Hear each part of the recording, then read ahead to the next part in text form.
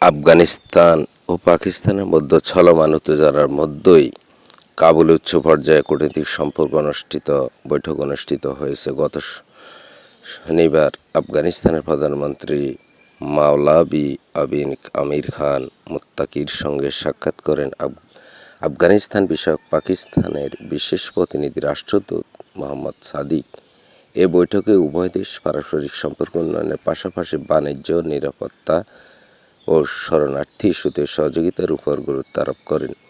বৈঠকে আফগানিস্তান ও পাকিস্তানের দ্বিপাক্ষিক সম্পর্ক আরও দৃঢ় করার বিষয়ে আলোচনা হয়। পাকিস্তানের বিশেষ দূত আফগানিস্তানের সঙ্গে কূটনৈতিক সংলাপ বজায় রাখার প্রতি তার দেশের প্রতিশ্রুতি ব্যক্ত করেন।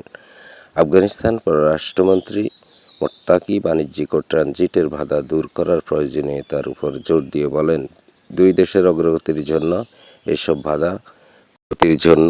এসব বাধা ক্ষতিকর। পাশাপাশি আফগানিস্তানের শরণার্থী সম্মানজনক প্রত্যাবাসনের বিষয়ে আলোচনায় উঠে আসে। পাকিস্তানের বিশেষ দূত আফগান নাগরিকদের ভিসা প্রক্রিয়া সহজ করার প্রতিশ্রুতি দেন।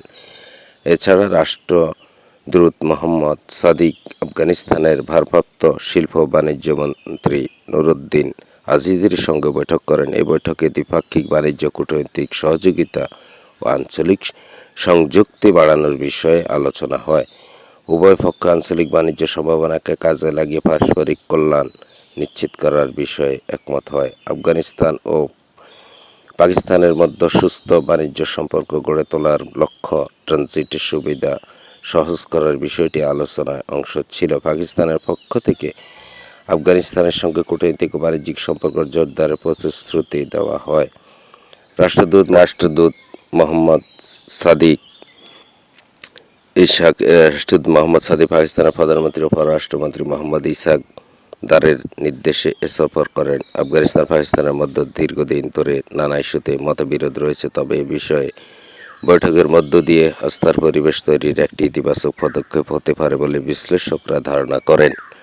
শান্তিপূর্ণ সম্পর্ক বজায় রেখে পারস্পরিক সহযোগিতার মধ্যেই দুই দেশের জন্য দীর্ঘমেয়াদী স্থিতিশীলতা নিশ্চিত করা সম্ভব হবে।